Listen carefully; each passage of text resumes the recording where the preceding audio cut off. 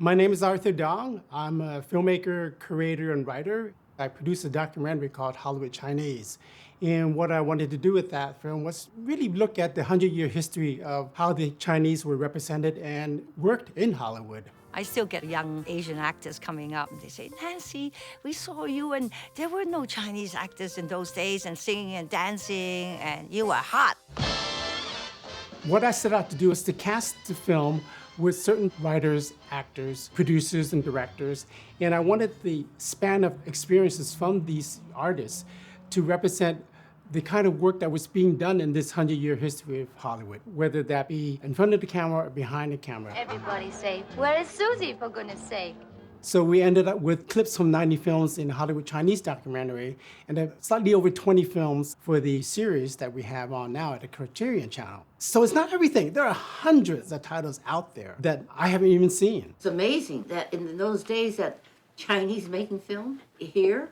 I think what's not well known is that in 1917, a woman named Wayne Wang, a Chinese-American woman born in San Francisco, actually did a feature film in and around Oakland where she was living at that time.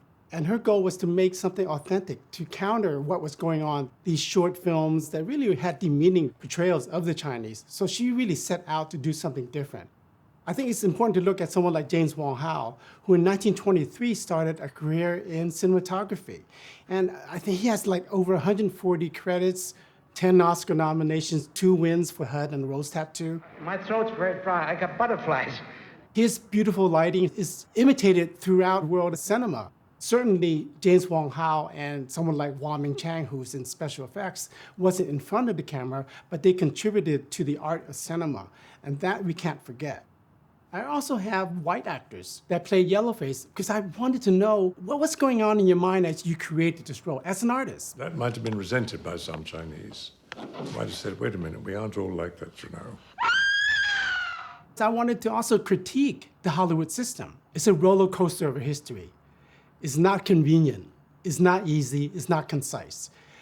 There are glorious moments, there are abhorrent moments. But I wanted to look back and say, okay, where did this all start? How does culture play a role in how we see ourselves in this society? I had been brought up on Chinese language films in my neighborhood, Chinatown, where we had 5 movie theaters, all in the same neighborhood showing Chinese films. So I was used to seeing people who looked like me projected on the big screen. And one of the first Hollywood films I saw was The Good Earth, a 1937 film about Chinese peasants in China, based on the Prose novel. And in the lead roles were white people in yellowface. And I think that film particularly set me out thinking or asking what was Hollywood doing in trying to represent us on screen. What I tried to do is put it in historical context. What was going on in 1937 when The Good Earth was made? China and America were allies against the Japanese aggression in China. By that time, 1937, there had been really demeaning depictions of the Chinese in Hollywood films. And what Irving Thalberg wanted to do was to actually counter that, to make an authentic look at China. He sent production designers and art directors to China to study. So he really had, I think, very sincere motives to make a film that was authentic. Now, in that time, having a white actor in yellowface was the status quo. Everyone must know I have a son. What he did accomplish was to not have the usual evil Fu Manchu character or the conniving prostitute that were the kind of images that were being played in Hollywood films that depicted the Chinese. And he even cast a host of Chinese-American actors in supporting roles. In terms of the China-American alliance, another film that was emblematic of that relationship was King of Chinatown, starring Anna May Wong, based on a real-life Chinese-American pioneer, Dr. Margaret Chung. And Anna May Wong's character is set out to raise funds for the Red Cross in China. That was a very big departure from the vamp role she was given, let's say, in Daughter of the Dragon, where she played Fu Manchu's evil daughter. There's also the whole series of Charlie Chan films from the 1930s on through the 40s. And Charlie Chan, the main character, was played by first Warner Oland, Sidney Toler, and then Roland Winters. And those are the 3 major ones in the 30s and 40s in these 40-plus films. And he's in yellowface. I cringe sometimes when I see that on screen. Better for Oriental to lose life than to lose face. You bet. But as I started studying the representation of Chinese in Hollywood films, I said, well, yeah, I can cringe, but wait a minute, they were all his kids. And he had 13 of them, all played by Chinese American actors, and they were great. Lane Tom, Victor Sen Yin, Key Luke, they were hilarious. I think we can celebrate the scenes that these Chinese American actors had and the opportunity that these scenes gave them to really show their stuff. I wanted China Skies in the series because it has so many elements that were typical of World War II films made in Hollywood. You have the white savior in the Randolph Scott role. You have a woman who's in love with him, played by the Ellen Drew role, who thinks that the Chinese are whores and barbaric. And then you have yellowface characters played by Anthony Quinn and Carol Thurston. What I want to point out is the performance of Ducky Louie. Ducky Louie was a child actor in the 40s, and he's just great.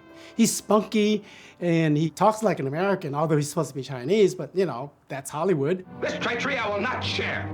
Fool, you shared it when you revealed Chanda's ammunition supply source. Now I shall lead my men there, and they will destroy it to the last shell. Now, in this film, there's also Richard Liu. Richard Liu was a longtime veteran Chinese-American actor.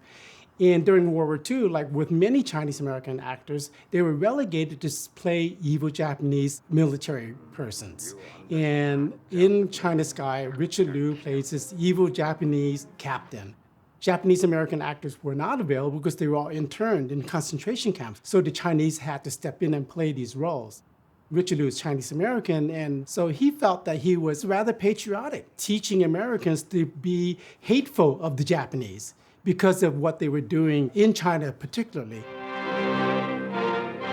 And of course, America during the Cold War was not an ally of communist China, but Hollywood was still infatuated with stories of China. And we see this in China Doll. As with many of the films I've chosen for this series, there are opposing attributes to appreciate. Let's take the title. I'm not sure if the term came from this film or if that film made that term popular for the sexualization of Asian women, but there it is. In it, we have Lisa Liu, who contemporary audiences may recognize her from being one of the moms in the Joy Luck Club. She was the Empress Dowager in Last Emperor. She was the grandma in Crazy Rich Asians. But her very first film was in China Doll as the bar girl. And she lamented and how frustrating that was to be typecast that way. The film actually is a call for tolerance, for interracial relationships, which I think is reflective of what was happening from the soldiers going to Asia during World War II and coming back with their children that they had with Asian women. And then we take a look at a film like Flower Drum Song, which is based on the Rodgers and Hammerstein musical about Chinese Americans. You be the rock, I'll be the roll, you be the soup. I'll be the bowl. And there are issues of immigration in the film. There are stories about cultural assimilation and the conflicts between generations of Chinese Americans. What's so revolutionary about Flower Drum Song is that it was an all dancing, all singing, and almost all Asian cast, headlined by Nancy Kwan, James Shigeta, and Miyoshi Umeki. My father says the children keep growing. Nancy Kwan became an international sensation. Her career was launched in the World of Suzie Wong. You had cinematography by Jeffrey Unsworth, two-time Oscar winner, with shots of Hong Kong that don't exist now. In fact, if you look at the World of Suzie Wong, you can actually kind of look at it as a historical record of what Hong Kong used to be in its colonial days.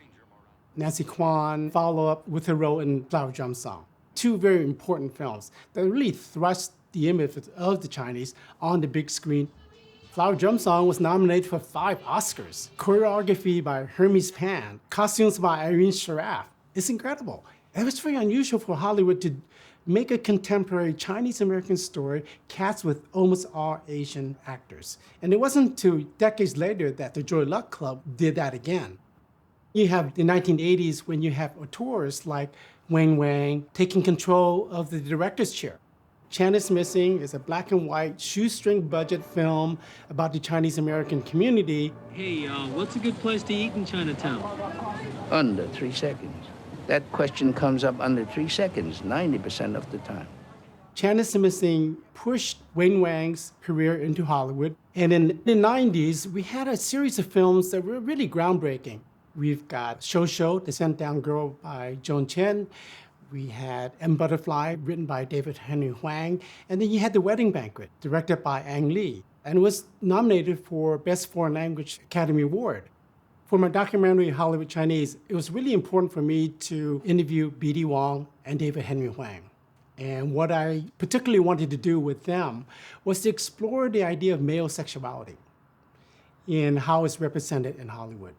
B.D. Wong is openly gay, and I wanted him to talk about that. What does that mean to be an Asian American actor and gay in Hollywood?